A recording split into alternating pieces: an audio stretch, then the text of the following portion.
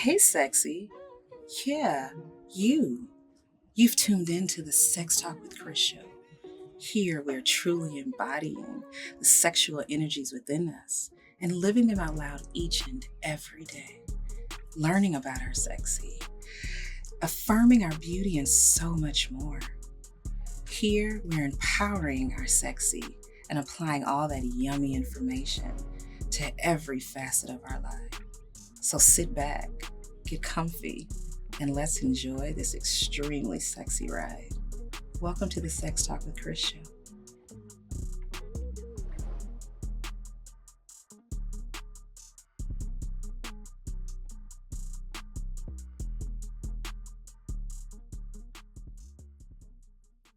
Hello, my lovers of sex and intimacy. It is me, Crystal Jones. We're here, Sex Talk with Khrys, with another episode. I am so excited to have Thule on the couch with me. Hey. She has an amazing story. We're going to take a deep dive into love versus lifestyle. Excellent. Yeah. I'm excited okay. to be here. Thank you. First time here. First time listener. Yes. Okay. So, Thule, how old are you? I am 31. Okay. I'll be 32 October 10th. Nice. 10-10. Shout out. Yep. Born in 93 to infinity. Okay. Okay. You ran through this before. Okay. Okay. So let me ask, what age were you when you got married? So I was 28. Okay. So this happened during the pandemic, a little bit after. So it was August 9th, 2022. Okay. Mm-hmm. Okay. So what were your beliefs on marriage and like preparation and you know what you wanted out of it and all, and I'm pretty sure that what you wanted has now changed. So speak on that a little bit. Yes. So, ever since I was a little girl, I always imagined having the big wedding, big family, and unfortunately that didn't come true for me. Okay. Only partial. So my beliefs, I'm a traditional African woman. I'm from South Africa. So I believe that a man should be a provider and a protector and a leader, and that the woman is to be the helpmate. And I feel like in my marriage, there was a role reversal.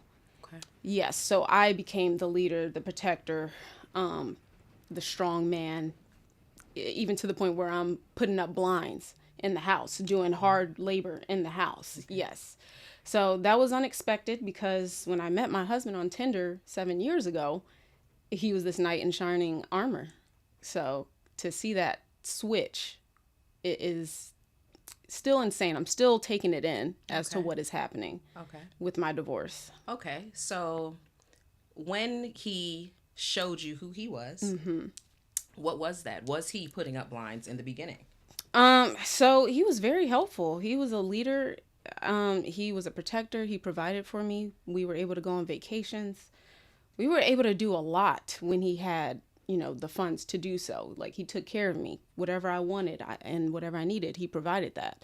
But once he put me in the car business, because I am a car saleswoman for a luxury dealer, that kind of changed the dynamic because now I'm the breadwinner. And now he's in the back burner. He's not able to measure up to my standards anymore.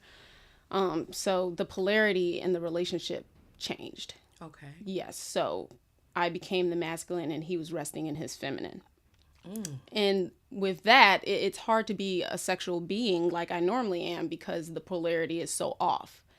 So with that being said, the signs were, one, he was not doing the provision anymore. He was playing video games until 5 a.m., not even coming to bed. So that became a routine that I had to get used to.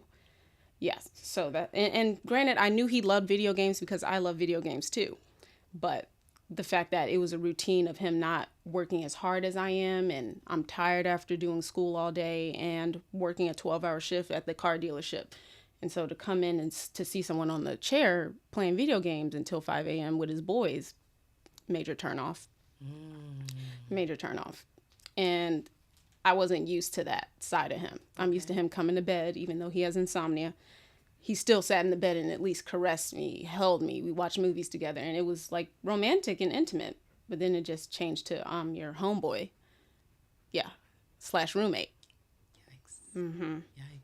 Yeah, so you could see why someone would want to pursue a divorce after years of that. It wasn't a couple of months of that. It was years of that. Okay. So let me ask this. To play devil's advocate, did you have the conversation with him, unfolding and unpacking what you just stated? Oh yeah, definitely. We had plenty of conversations. So the first conversation we ever had when we were just dating, because we got into a relationship maybe within a week of us meeting on Tinder. So we moved pretty quickly because once a man sees what he likes, he's gonna go for it. I get it. He's gonna lock that down and take you off the market. Okay. But I said to never get comfortable with me. That I always warn all my exes, never get comfortable with me.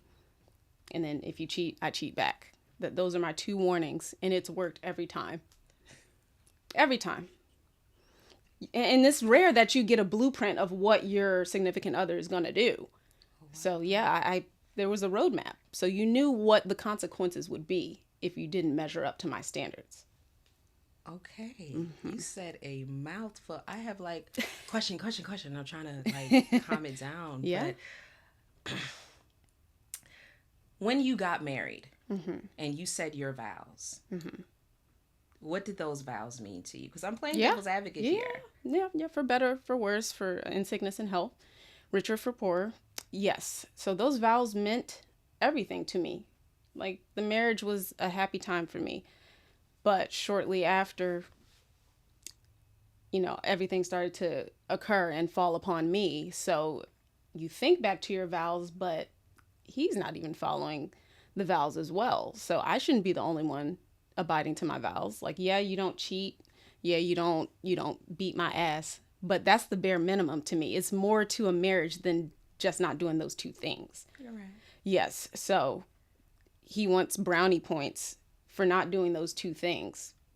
But at this point, I would rather you cheat and at least bring the money home. Wow. Yeah. That really? has never been a deal breaker for me. Yeah, that's never been a deal breaker. What's a deal breaker is if you don't provide for the family and lead. Yes. Okay. And to each his own. So let me ask. Yeah. Do you believe that a man can be a leader and not financially stable? I don't believe so. I wish I did believe so, but money is a man's worth. So when their money is low, they get angry and they hold resentment to the woman, especially when she's on top of her game and she is surpassing a lot of black men. So it comes to a point where the man gets jealous of the wife or the girlfriend because she's in a position to put him on. Yes. Do you believe that he was jealous of you? I don't want to say he was jealous because he was very supportive of my career. He put me in a position to win because he used to sell Toyotas. That's how I met him, was as a car dealer himself. And he was making a lot of money. So I was used to that. So I'm not going to say he was jealous, but the fact that I was able to take off with my career and he was stagnant, then there is some envy to that. You made mention of infidelity. Have you been infidel? Have you cheated on him? Correct. So it wasn't physical. It was emotional cheating. Okay. Yes. So I looked to an old friend for some affection and for some advice because he was going through a divorce as well. And so we kind of connected because I'm going through this, you're going through this with your wife. So I felt safe. And he said, if you need anything, let me know. I got you. And it was finances involved as well. So when you have to go outside of your marriage to get help from someone else, you could see how that looks in your husband's eyes. Yeah. He classifies that as cheating. And I agree. Do you have any regrets for it? I don't regret anything because it's a conscious decision that I made. But I do feel bad that he had to witness and walk in on, what he saw us being together. Yeah. Wait. So I brought him to my home so we could have a conversation. So for him to walk in and see us conversing, he's like, who's the strange guy that I don't know in my house? Yeah, exactly. Oh. Yeah. But I classified him as just a friend at the time. I didn't have any romantic feelings until the last minute. It was leaning towards romance. Yeah. So as your husband is witnessing that, you could see how he would feel some type of way about his wife bringing a strange man that he's never met in his life to the home. So, Wow. and that was wrong on my part. Okay. That was wrong on my part for sure. Okay. And I take accountability for that. But when you're lacking in the relationship and you seek outside of the marriage, what can you do? You didn't give me the tools that I needed to stay secure in the marriage. Because of how you look at the leadership and financial role of a man. Correct. Yes. And being a traditional African woman, the man is the head of the household. Correct. He is the leader, the provider, the protector. My dad never had my mom pay any bills for the whole marriage, and they've been married 30 years. So my outlook on marriage and provision is that. Well, So, I tell people all the time, we are products of our ecosystem. correct. So if that's what you saw, that's what's going to be for you. That is, so I get that. But when it comes to marriage, sometimes I believe that we have in our mind what marriage is supposed to be and all these things that we're supposed to be involved with and get and receive and all this other things. But we rarely take the time to say, hey, what happens if this flips? Exactly. You know, like Exactly. where do I lay? Because I've been married 18 years and Wow. it is hard. beautiful. Yeah. It's hard. It's not easy at all. It sounds beautiful, but it's It's hard. not a fairy as tale all the fuck.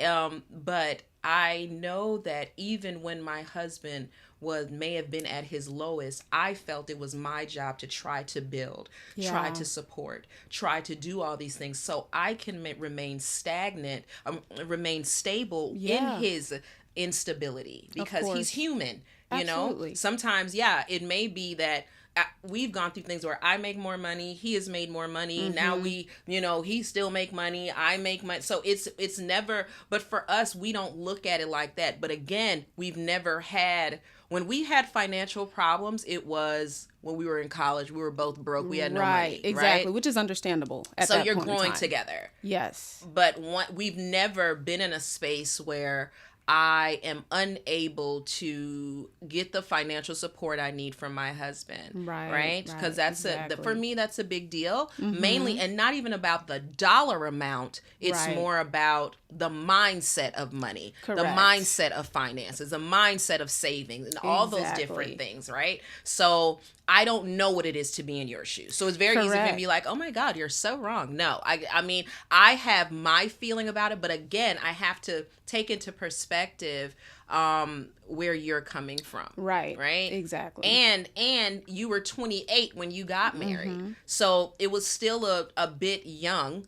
And I would say that you and him were both unequipped to be in this and fight this, this thing called marriage, right? Yeah. So when did you realize that you are more constant, more inundated with the finances versus the love? That's a good question. I'd say when we moved from Seattle, which is where we met, Okay. and then we moved to Atlanta to start a new life, I think that's when everything had changed, because my career took off and he was in between jobs trying to find his way. And I even put him on into a couple of dealerships so he could make the same money I was making. And he did for a few months.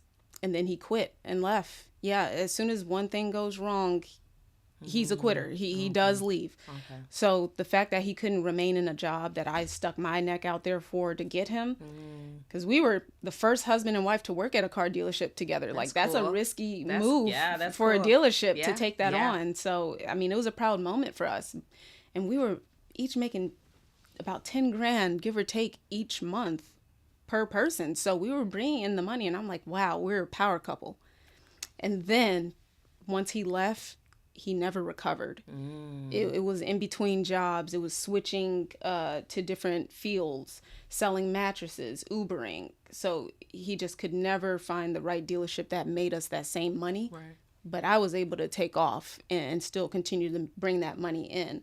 So as much as I loved him, I was holding the bag at the end of the day. I couldn't get any funds out of him because he couldn't keep the job. And I've been at my job over 2 years now. So it's like, why am I able to stay in a position and be able to pay our bills? And we have a $3,000 mortgage. So that's all on me, plus car notes, plus insurance. And we have 2 dogs. They have vet bills. So when that is all on a woman, stress occurs. Get it? Yes. So it's hard to be in love with someone who can watch you struggle for almost 4 years. Yikes. Yeah, almost 4 years. I think coming into this, if I'm a woman listening to this, right, it's very easy to look and be like, she was married, and see all the negative from it. But when the way you're unpacking this, it's deeper than just, you don't make enough money, I don't like that, I'm out. Was Correct. there any moment in you that felt, let me try to build, let me try to support him more, let me try to push him more? What did that look like? I would do it in a toxic way. I'm Okay. not gonna lie. I did harp on him. I did bash him because, why aren't you doing this? Why aren't you providing? You said you would do this for me. What happened? Do you not love me anymore? So it was kind of like me getting in his head, and I agree I'm wrong for that, with the yelling and bashing him, because I'm used to him making the money and, keeping me happy. And money's not everything, but when you're behind on bills, at some point it's got to kick in. Like, I got to protect my wife. Yeah. It's not just her. She didn't sign up to buy a $400,000 home by herself. Right. Yeah. And we were still young. We bought the house at 29.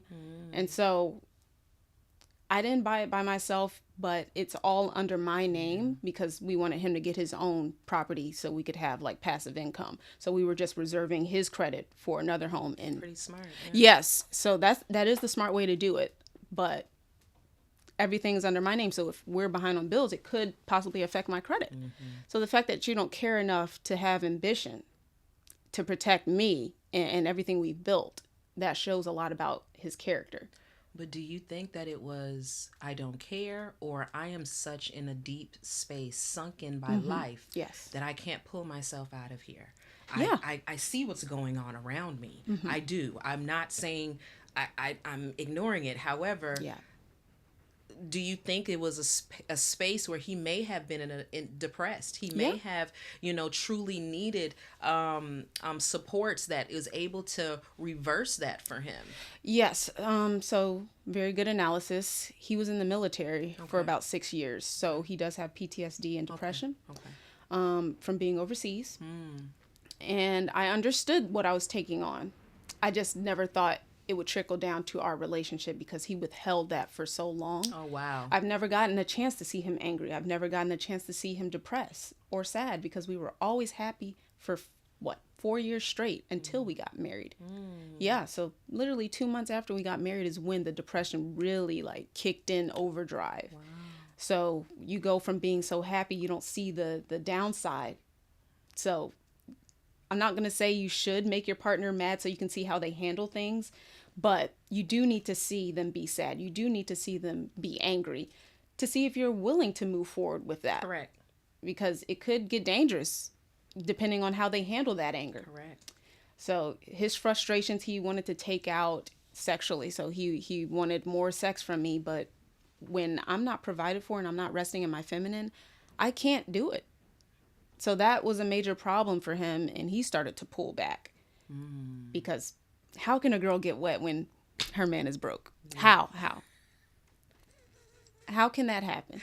It's the way she said it, though. I mean, I feel like a woman, when she gives herself and she's submissive, it's because a man keeps her safe and secure. Yeah. If you don't feel that way and you're in fight or flight mode all the time, Yes. you can't rest to the point where you can give yourself to your husband. Not willingly. You Yeah, might give exactly. It, but it's not going to be. It's not going to be the fantasy that they always wanted like it used to be. We used to have major sexcapades and have so much fun, fucking like rabbits. It was very fun until life hit us. Yeah. And there's no kids involved. This is what I'm sitting over here. This is what I'm sitting over here going, and they ain't got no kids. kids. Yeah. So we have no kids and we're still stressing. So Imagine if we did have 2 or 3 children, which he wanted 6 originally. Exactly. So you want 6 children, but you're not showing me the way to get there. So That wow, that's heavy. take it all in. Yeah, that's Take it all in. crazy. Yeah. So do you believe that love and financial security is one and the same or two separate entities? I feel like it's one entity. Like, I feel like if you love your wife, you wouldn't want to see her struggle. You wouldn't want to see another man come in and possibly take your wife away. You made it so easy for someone to step in your shoes because you were at the bare minimum. You didn't cheat or beat my ass at the end of the day. But again, if he's coming from a space of, I am not well, I am mentally and psychologically dealing with a lot, I don't have the strength to help or assist. And I know that it's easier for me to sit here and say that versus you walk in a room from a hard day and see somebody on the game. Correct. So Or let me say smoking. that. Yes. Let me say that. I will Correct. be, because I get it, because I hate when people say stupid shit and they've never Exactly. been in that. I get that, Exactly. and I can definitely respect that. But is there a part of you that wish you have done it different in terms of supporting him and pushing him, or do you feel as though you've pushed as far as you could push? I could have done better with the way that I deliver messages because I can be callous and harsh. And that's because I grew up in an African household where the father is strict, and disappointment and shame is a lot. Like, if you disappoint an African parent, they cut you off, wash their hands. So I felt like that part of my father was trickling down to me, to where I'm looking at my husband in disgust when I see that. So I can't come from a loving position when I have disappointment and shame. So I wish I would have talked to him nicer and spoke life upon him. I just couldn't bring myself to do it because of the shame and disgust. I felt like the love right there didn't matter because you're doing what you want to do. You're playing video games, smoking weed, and drinking. Those are your outlets. Instead of, oh, I'm going to figure out a way to get some money. That should be your outlet. Yeah, that fight. That fight. Like, no matter what, I want to still impress my wife. But he got comfortable. So when you stop wanting to date your wife, stop wanting to, show her love and intimacy other than sex. Right. Because it's not just about sex. But with a man, sometimes it can just be about the physical. But yeah. As far as me feeling bad, I do feel bad that I didn't speak life into him. But mentally, I couldn't. I was just too stressed. It was too much on me to even think that far out about what am I doing to him. That's fair. Exactly. And he tells me all the time, I have to fight demons. I have to fight people outside of the home. So to come home to my wife and have to fight with her about money, it was depressing to him as well. So he became even more sunken in to that depression. Yeah. Because that's what it is. Depression is anger turned inward. Yeah. And exactly. so it's especially when you feel men. I don't know how to be a man. I don't know what it is to be a man, but I would assume that men walk around with this automatic chip on their shoulders that says, I'm a man, I'm supposed to do this, this, and this, I'm supposed to provide, I'm supposed to do these things. Right. And when we're not seeing those things as a wife, because we're going to see first and foremost, all dirty secrets, all your demons, all of those different things, right? And then at the end, as a wife, we're supposed to say, yeah, I remember my vows, I remember this, and I'm supposed to stick there, because that's what some people see it as. Exactly. But then when you kind of peel it back and see that you are feeling not seen, you're feeling, taken advantage of, you're feeling disgust and resentment. Yes. That's a whole nother thing. And a woman scorn is nothing to play with. Yeah. And especially if you've only been married less than 5 years. Correct. And you guys are really young. I don't think that you guys, again, people use the tools that they have. Right. Right. And so I think the tools that you guys had allowed for you guys to make the decisions you had, because of course if you're in an older relationship, you're going to look at it like it's going to be this thing, or at least for me, I can't be without this person, right? So whatever bullshit that they decide that they want to most of the time, more than not, you eating that shit. Exactly. And to be honest, I think that a lot of women, they may feel the exact same way you do, but they ain't gonna say it. Correct. They They're will just hold not it gonna within. say that shit. They're Yep. not. They'll hold it within. Yeah, but For sure. I used to tell my friends, yeah, you can ignore something all you want, but after a while, your pussy gonna talk before your mouth do. Correct. Hello. Yeah. So That's the one. And you said it. And you said it. So let me ask, would you have stayed if he was broke, but he was intentional? He Yes. was emotionally, available. He supported as much as he could. He's still broke, but he is attending to your emotional needs. Yes, I would. If I saw that he was striving to do better with his life and that he could pick himself up and have that ambition and fire in him, then yes, I would be able to stay and I would be able to love him, even though I still am the breadwinner. But it's the fact that he didn't have the ambition that he used to have because of said depression. No, he had no fight left. And whatever he could get out, it just wasn't good enough. At least to me, it wasn't good enough. It may be good to someone else, but it just wasn't good enough for me. Because I have big girl bills. Big girl bills, okay? So let me ask, was the affair you had, was it just finances, or was it, you was able to be seen, you were able to be heard, and you felt desired again? I think that's what it was. I felt alive after years of feeling so dead and just in a corner. He just brought out this energy and he would speak light into me. Kind of what my husband wanted me to do to him is what this gentleman was doing for me. And I don't know, I just felt the energy coming from him. Okay. Yes, and that's why I only saw him once. And then after my husband caught us engaging, I never saw him again. Yeah, and again, that's still not good enough for my husband because he still views it as cheating. Yeah.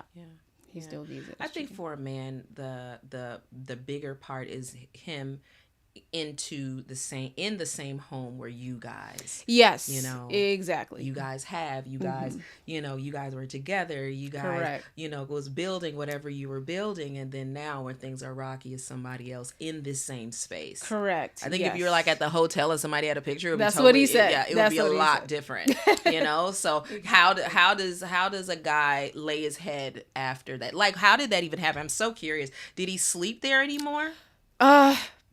Once. Okay. Yeah, but he's a CDL driver now. Okay. So he's never home. Okay. So he's always gone for months on end, weeks on end. Okay. So, but when he did get a chance to sleep there after another gentleman was there, it was very difficult for him. Yeah, It was very difficult. I don't know how he was able to do it as a man, because I'm sorry, if I was a man, I wouldn't be able to do it. But the love that he had for me, he forced himself to be able to stay in the home.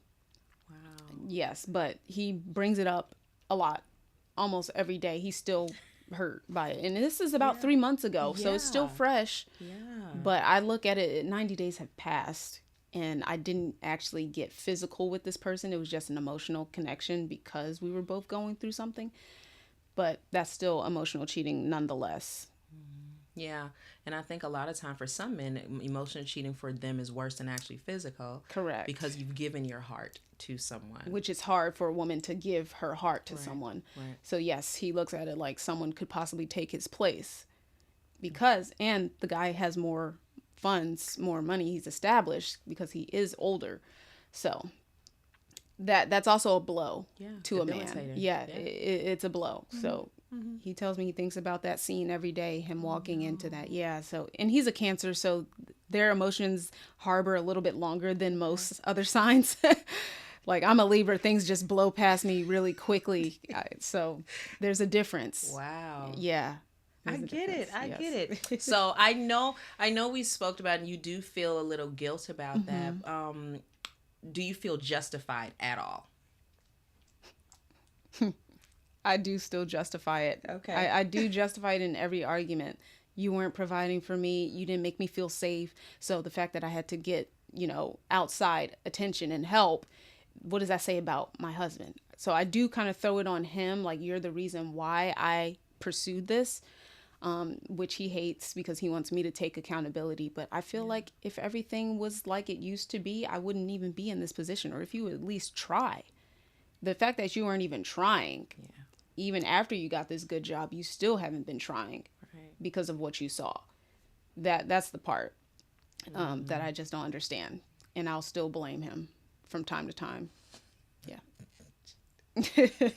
I'm keeping it a bean. She said what the fuck she said, okay? Yes. I'm from Philly. I got to keep it a bean. So it is what it is sometimes. But I believe that I am justified in that situation because how much can a woman take?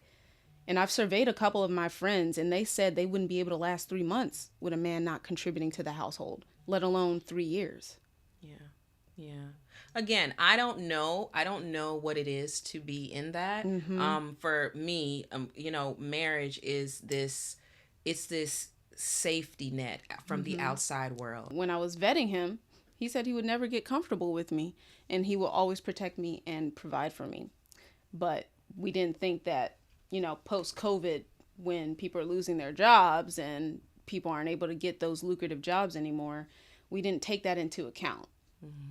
But he did warn me that, this good money's not going to last forever. So let's hold on. And I kept spending. So that I'll take accountability for that. I do have a spending habit, but it's for things in the home. We had a newly built home. So I wanted to furnish it. I wanted every room to be furnished at the same time. I didn't want to wait and just put one furniture piece here and one furniture piece there. But that's what he suggested. And so he thinks that I'm now the leader because I don't listen to what he says.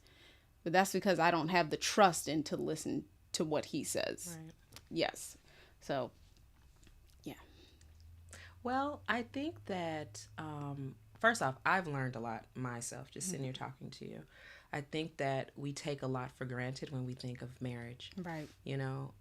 We see this just, this safe space, and it's never, ever going to hit turbulence ever. Correct, yes. And that's so far from the truth. 100%. A lot of times women have no idea how their partner is going to stand against the rain. We just see, oh, it's great today. No, sometimes what happens if your partner has a mental issue later on? When you see your guy, they don't walk with signs on them. Like, okay, listen, I got a little bit PSD back here, or I got a little bit of depression over here, or I got, they don't do that. You have to find it out on a Tuesday morning. Correct. Random. And figure it out, And so I think that marriage comes with a part that has to be about maturity. Right. Has to be about the things that are foundational to each and every one of us, independent of our relationship. When we look at it as a couple. But usually it's not a couple that's fucking it up. It's usually one person, and then one person reacts, or this person does this. So that's the kind of thing. Do you feel that your lover, he provided financially in a way that your husband didn't or couldn't? That's a good question because my quote unquote lover, because it wasn't physical yet, but the person that I was emotionally intimate with, it was only about 4 days of us even engaging. Okay. So it wasn't something that was 2 years of us having an emotional affair. It was very recent and last minute as my husband was going off to CDL school. So I had time to myself to see what else was out there. But yes, he did provide in a financial way and in an emotional way that I wasn't getting as a wife. So he said, whenever I needed something, just ask. And he got me. And that statement right there, my husband's never said that.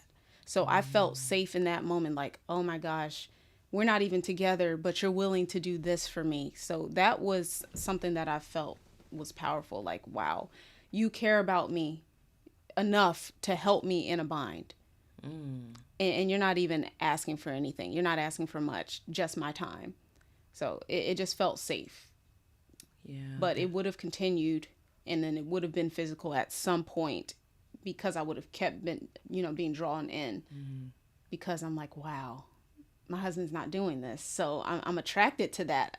And most women are attracted to men who can swoop in and save the day. No questions asked. No excuses. I get it. Yes. I get it. Also, sometimes, at least for me, I don't even let that. I don't even let the door open to that because Correct. of what can happen. Yes. Right? Exactly. So for me, it's more than just, oh, this happened. I'm more focused on why it happened, what brought us here, and what steps do we need to take for this never to happen again. Right. So that is real conversation, real deep dives Yeah. into really uncomfortable things. Exactly. And from my understanding of your story, I don't think your husband was even comfortable unloading that Correct. on you. So then you could have been part of a solution. It sounds like you were kind of on the outskirts, and he wanted you to fix it while being on the outskirts. Exactly. He did. But I guess I wasn't willing to because I was just so turned off by his behavior over the years that I wasn't even trying at that point. Like there was a time where I made up my mind, I'm leaving and I'm never looking back. Yes, because he just drove me to that point. And granted, nobody should have the power to drive you to anything, but when you're actually in it, suffering in silence, nobody knows what you're going through. And I finally found an outlet that was safe to let that information out. Like, you gravitate towards that. I understand. Yes. Like, I've had talks about fixing it, but from the looks of it, he's done. And I understand. And I'm comfortable with his decision. Like, do I love my husband? I sure do. Like, I'm willing to die for him. I love him that much. But I don't feel like that same love was given to me. Even though he'll say, oh, I've never cheated. I never did anything to hurt you. A woman could never get close to me. I've heard all those conversations, but when you're actually in my position, you don't know what you're going to do. So. And that's fair. Yeah. That's very fair. You can't say what you're not going to do. Yeah. It's very fair. Exactly. Because like I keep saying, I don't know what it is to be in this, right? Correct. Especially at the age you are. Yeah. I don't know. I'm 42. So right. Trust me, I've seen different seasons every year, you know? So, exactly. But I love that even though I may not 100% agree with everything, I do appreciate your stance. I appreciate how honest you are about it. I appreciate your boundaries and your standards and your unwillingness to, you know, allow that train to derail, you know, because that's a big statement for someone your age, you know, and for you to have the mindset of this is what I expect from my life and I'm not going to, you know, change that up. That's big because a lot of times we lose ourselves in marriages. Correct. And say, you know, whatever this is, wherever road is going, I'm on this road. You know? That's called being a ride or die, and I don't go for that. You know? Not at all. You're not a ride or die? I am not. If you go to jail, I'm the first one walking. Wow. Yeah. You kill somebody, I'm out. I'm not going to hide the body for you. Oh, wow. I just feel like my life is precious. And if you put yourself in a position like that, you need to reap what you sow. So, yeah, my stance on that, I'll never be a ride or die. I'm a leaver. Yeah, you're a leaver. I am a leaver. She said she's a leaver. I am a leaver. I am a quitter. I'm sorry. And I stand on that. So, okay, so what does future relationships look like? Because it's very. So, do you have any fight in you when it comes to a relationship? Are you willing to I'm a fight? lover girl. I'm a lover girl. Okay. Even if I get into another relationship, I'm going to give them the same energy that I gave my husband. Okay. I'm going to give 100% of me until I can't anymore. But you will leave a motherfucker quick as shit. 100%. I move on very fast. Wow. Very fast with no regrets. Because I've given you all of me. So if that's still not enough, then I have to bounce. That's just what it is. I'm loving these standards for you. I am. I had to gain confidence in order to have those standards because there was a point where I didn't love myself and I accepted the okie doke and I was a ride or die. But then I was like, where did that get me? It got me nowhere. Just broken heart and a wet pussy. That's all it got me. Yo, I don't even know what to say. Listen, for what we know from this episode, Tuli's coochie is continuously wet for some reason or another. I don't know, but this is it's Why coming are you from like her. this? I'm just saying. Oh my gosh. But I do. Again, this is one of the few episodes where, like, in terms of marriage, we think a little bit different, right? But the things that you say is profound. I can't even say that. If I'm being honest, I think it would do more women good to have that mindset versus what I do see. So what do you see? I see that people are wanting marriages more so for what it outfits. Yeah. And not the ingredients that makes it. That's what I think. I think people have no idea how hard marriage is, but it's something that, you know, it's almost like, yeah, I have a Porsche, but nobody told you that them tires was going to be $412 for each one of them. You know, and your oil change is going to be $500. Nobody told you that. Exactly. You just know you got a Porsche. You Correct. see what I'm saying? Yep. So that's how I look at that. I think Correct. that That's people, a good analogy. Yeah, people have no idea what it entails. And then when you hear someone such as yourself explaining the lack that came from that, yes. You feeling as though you're the breadwinner, you're the leader, you're these things, and your ecosystem is what it is diabolical for you. Period. Yeah, it's unheard of. I just never seen it. So to be in it, it's different. My parents are in disgust just as much as I am. Really? Yeah. And my friends and family now know about this because we're so far into possibly getting this divorce that everyone knows about it now.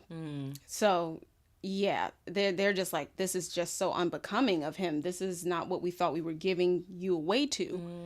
Because in the African tradition, the father is giving you away to your future husband so he can take on that responsibility. Yes. And I'm very self-sufficient. It's not that big of a responsibility to take care of me. I don't ask for Birkin bags, Gucci bags, or trips to Turks and Caicos. I just want our bills paid so I can feel comfortable laying my head on this pillow. You know, it's so simple. It was to the point where I didn't even ask for Valentine's gifts. I didn't ask for Christmas gifts because I just wanted him to be able to stack as much as possible. And I was being cognizant of his finances. So I'm suffering because I like exchanging Christmas gifts and going on Valentine's Day escapades. Yeah. I love that. What girl wouldn't love that? I want to get dressed up and be cute. But it was to the point where I couldn't put on any heels. I couldn't put on any makeup because we're not going anywhere. You know, we're just at home. I go to work and school and come back home. So do I need to put in the effort in my appearance? Yeah. That's just how I felt. And now that I'm almost out of the marriage, I'm starting to dress up a little more. You caught me on an off day. I'm just in my casual clothes. But yeah. So how do you feel moving forward? I feel stronger. Okay. I feel powerful that I'm taking back my life. Nice. And that a man can't control how I feel. He can't gaslight me into staying in a marriage I don't want to be in. I feel like more women need to feel the same way because some women will be in a marriage 50 years and unsatisfied, thinking about the what ifs. What if I left at 40? What if I left at 50 and now I'm 70, still dealing with an abusive man who is a drug addict and an alcoholic. So I don't want to get to a point of regret because I have no regrets. And I feel like if I were to stay and try to work this out, nothing would change. And then I would be that 70-year-old woman who's regretting not leaving. So do you think that you are in a point where you are, even post-divorce from him, that you are concerned about his mental health and him, you know, showing up for himself? Or are you just totally void of that and moving on? I don't like to discard people, but I can move on fast and not look back. But with him, I feel like I still want to be in his life, but then that would lead to us trying to rekindle the relationship. But I do care about his mental health. I do care about him physically. I would never want anything to happen to him. Because I still love him. I'll always love him and he'll always have my heart.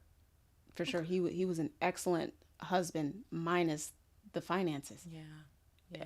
I mean, he was a great guy. Like I said, never cheated on me, never even yelled at me. And that's a big thing. Verbal abuse, it starts there at verbal abuse. Yeah. He's never yelled at me, never cursed me out, never called me out of my name. There are some traits that he has that I would want in the next guy, but I know that's going to be hard to find because these men are ill. Yes. And with all that, you still willing to say, fuck it, I'm out. Yes. Yes. Listen, Yes. look, honey, again, you are very different than the people that usually sit here. And I'm, again, although our views are not the same, I can respect where you're coming from, because you have walked a walk that I have not. Yes. So I can only say like, oh my God, this was so mean of her to do. But I don't know. I know what resentment looks like. So I can only imagine resentment plus festering. And we're broke. I tell my husband all the time, I like, look, the shit I go through with you, you better be glad you got some money, because I promise you, I ain't gonna deal with this shit and be broke. Correct. No. So women will put up with more because a man has money. So you're done when a man doesn't have money and you still have to deal with the same shit. And it sounds bad, but the reality is I can't. You go through a lot being married. Exactly. We never argue about money. Ever argue? No. See, if I wish all I had the those years problems. we've been, girl, be careful what you ask for. Okay. But I say all that jokingly. Like, he's an amazing guy. I would never say anything negative, because that would be lies. But I couldn't imagine going through the things that we went through, and we still got to worry about bills. Correct. And we still no, ma'am. I can't do that. So that's what I'm saying. But see, I'm saying I can't do that. Still, I probably ain't gonna walk away from him. Let's just be honest. But if you keep in mind that over 65% of marriages end because of finances. Of course, yes. This is just a part of the statistics. Yes. Unfortunately, women orchestrate the divorces first. Men never leave because they are that comfortable. Yeah. And my number one rule. Do not get comfortable. Correct. Yes. So, Tuli, let me ask, how was dating for you prior to relationship with your husband? How was dating for you? A hot, shitty mess. And that's me being totally honest. It was a cesspool. Okay. I went through relationships of abuse, cheating, the typical thing that happens in your young relationships. But then I came across a guy that was a provider, and he would do anything for me. And he was just the nicest guy. And unfortunately, because he was so nice, I wasn't used to having a nice man. So I thought it was too good to be true. So I ended up cheating because I was like, I'm going to beat you to the punch, because I was so used to being dogged out. Wow. Yes. So I pretty much became what my exes were to this next nice guy. So, and that's me reflecting back. I was hurt people. So that's my experience with dating. It wasn't the most pleasant until I met the ex before my husband. And that's how I knew to find my husband, what to look for. Because me and my ex we weren't going to work it out, because we were just cheating back and forth, because he was kind of salty about what I was doing. Wow. Yes. So I said, I want his attributes in my next partner. Okay. And I did get that. For the first 3 years of our relationship, my husband was that good guy who provided, like my ex. So yeah. do you believe that with all the knowledge you have now, what's the next guy going to look like? That's a good question. Loaded question. First and foremost, got to be a provider. No questions asked. You have to be willing, even when you don't have the best job, get 2 and 3 jobs to make sure it measures up to that one good job. Just have the will to want to still impress me and be a husband, a leader, and a provider. It's not just about being a man and being honcho. Like, no, I want someone who will take care of me and do what I can do for myself. Because if I can go on trips, if I can pay a multi-figure mortgage alone, you should be able to do that. You shouldn't have to rely on me. And I definitely don't want to do the 50-50. Especially being a traditional African woman. No. Just no. Yes. Thank you, honey. Of course. I have truly enjoyed this conversation with you. I really have. Like, you really opened my mind with certain things, because again, we see what we see from our ecosystem, and until you walk that walk, you can't be like, oh, you ain't shit. I can't. Yeah. Exactly. So, but thank you so much. Of course, it's been a pleasure. Yes. I love your show. I appreciate that, girl. Thank you so much. I love where your mindset is, and I'm really excited about your future. I appreciate it. And girl, whoever you get next, girl, I'm be praying for him. I'm whispering to you that keep that bag going. Of course, that will never leave, honey. Everything else can go, but that will never leave. Thank you so much for coming. I appreciate you. I enjoyed myself. Guys, thank you so much. This has been another episode with Sex Talk with Khrys.